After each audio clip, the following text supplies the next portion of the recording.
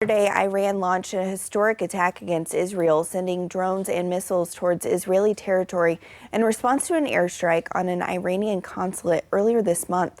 But Israel says most of the weapons were intercepted and damage on the ground was minimal. Bradley Blackburn has the latest on the conflict and the concerns about what happens next.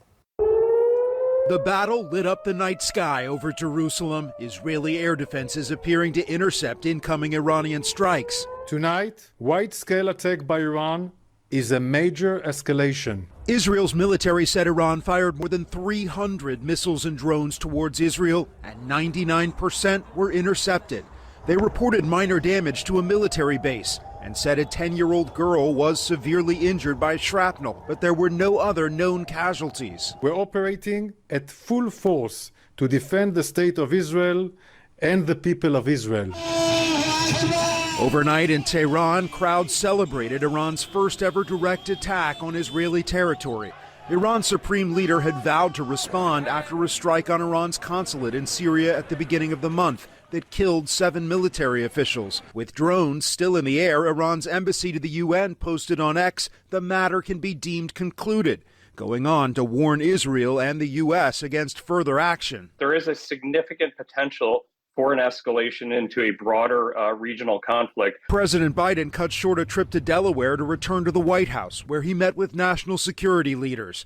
The White House said the president spoke by phone with Israeli Prime Minister Benjamin Netanyahu, reiterating the U.S.'s ironclad commitment to Israel's security.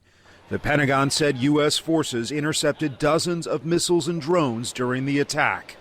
Bradley Blackburn, CBS News, New York.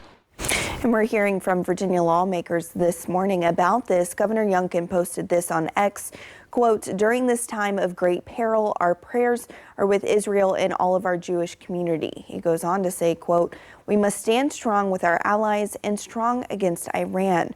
We've also heard from Congresswoman Jen Kiggans. She also made a post on X. She said in part, quote, "Our military and our allies are the strongest in the world.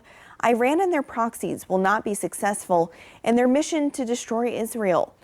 And we heard from Senator Mark Warner. He says, quote, "Tonight's response to Iran's reckless attacks demonstrates the continued commitment by the U.S. to Israel's security. We stand with the Israeli people and support Israel's right to defend itself while seeking to avoid further escalation in an already volatile region."